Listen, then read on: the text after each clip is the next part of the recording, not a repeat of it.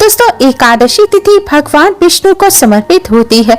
इस दिन भगवान विष्णु का पूजन करने से सभी कष्ट दूर हो जाते हैं।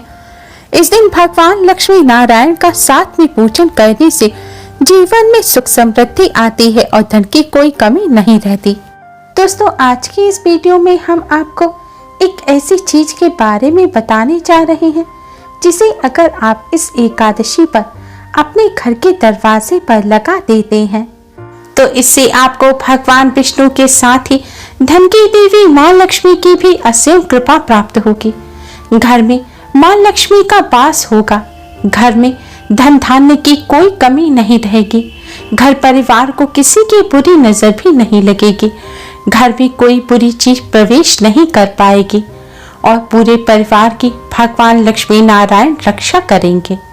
घर परिवार से दुख, दरिद्रता और गरीबी का हमेशा के लिए नाश हो जाएगा।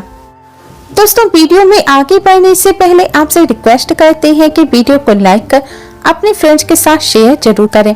अगर अभी तक आपने हमारे चैनल को सब्सक्राइब नहीं किया है तो यूजफुल वीडियोस के लिए चैनल को सब्सक्राइब कर बेल आइकन को जरूर दबाएं और कमेंट बॉक्स में जय मां लक्ष्मी, ओम नमो भगवते वासुदेवाय जरूर लिखें। दोस्तों, भगवान विष्णु की कृपा प्राप्त करने के लिए एकादशी पर भगवान विष्णु को तुलसी पत्र अवश्य ही अर्पित करें।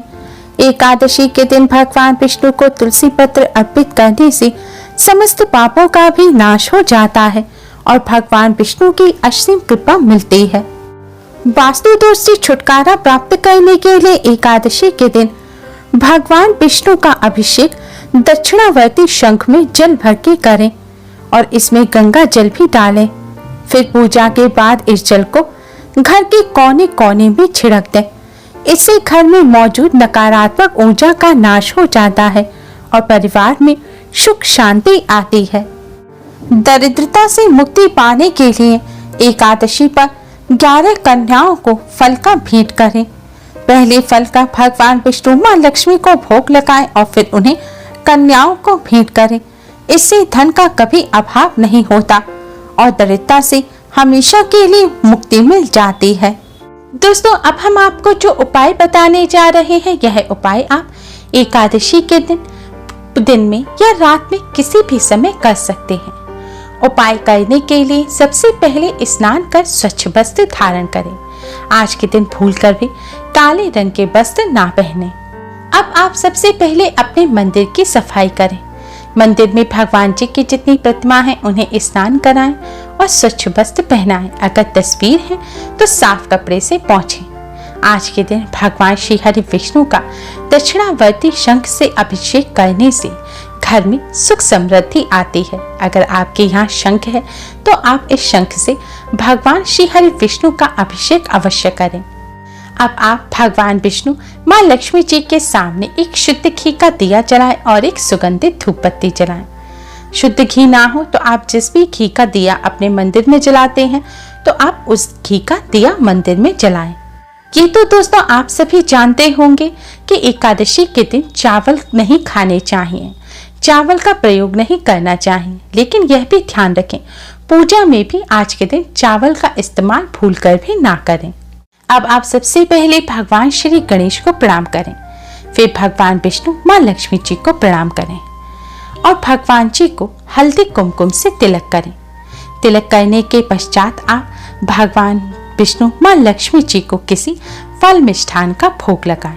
हो सके तो ऋतु फल यानी कि जो मौसमी फल है आप उनका भगवान जी को भोग लगाएं, नहीं तो कम से कम शक्कर का भोग अवश्य ही लगाएं। भोग लगाने के बाद अब दोस्तों आप एक मोर पंख लें। जी हाँ दोस्तों, मोर पंख भगवान श्री कृष्ण को अति प्रिय है, ये तो हम सभी जानते ही हैं। लेकिन मोर पंख का हमारे धर्म शास्त्रों में काफी अधिक महत्व बताया गया है। मोर पंख में सभी देवी देवताओं और नवग्रहों का वास होता है। मोर पंख बहुत से देवताओं का प्रिय आभूषण है।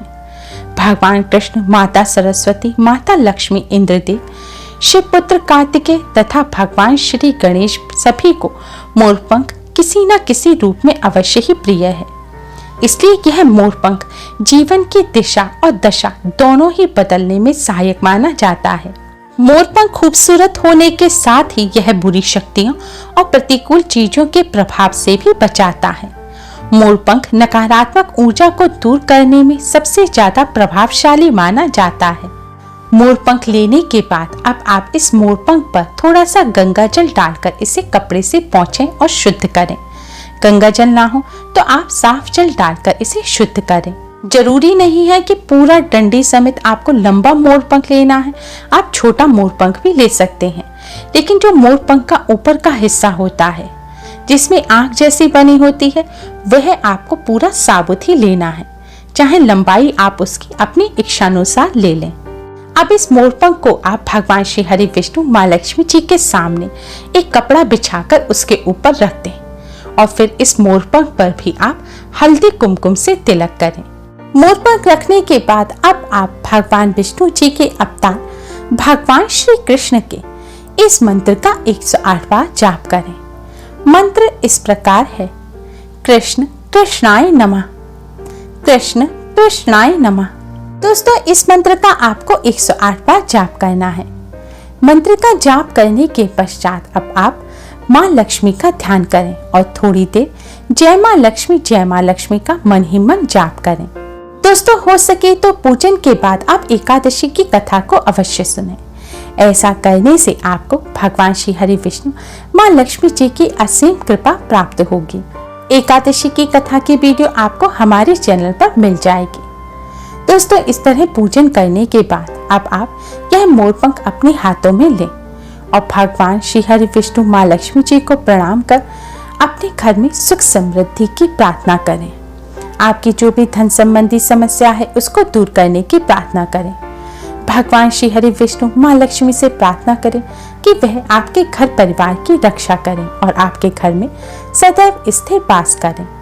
इस तरह प्रार्थना करने के बाद अब आपको यह मोरपंख ले जाकर अपने घर के मुख्य दरवाजे पर लगा देना है।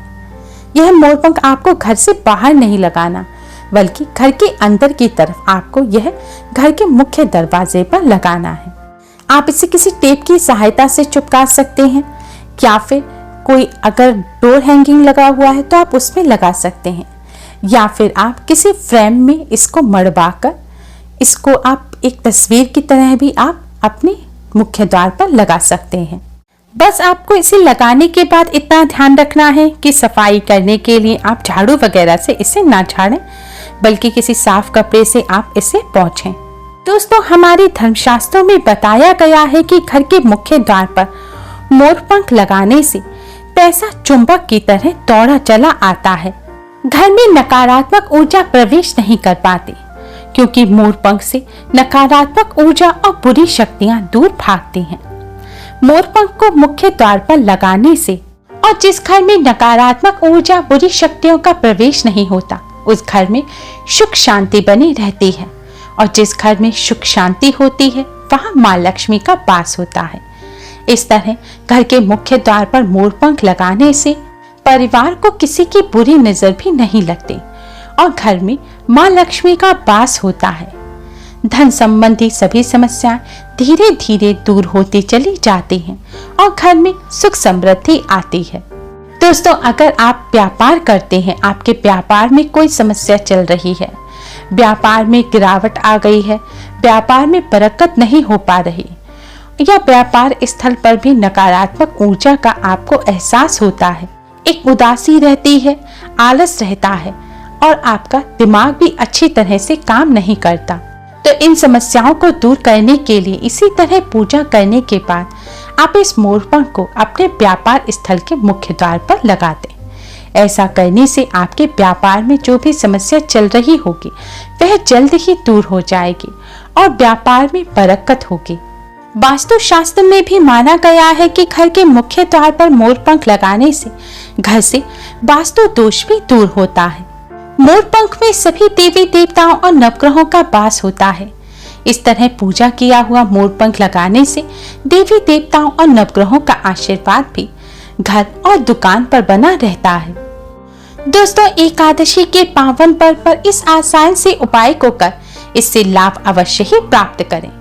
उम्मीद है आपको हमारी ये वीडियो पसंद आई होगी। प्लीज लाइक करें, हमारे इस वीडियो को अपने फ्रेंड्स और रिश्तेदारों में ज़्यादा से ज़्यादा शेयर करें, जिससे वह भी इसका लाभ उठा सकें।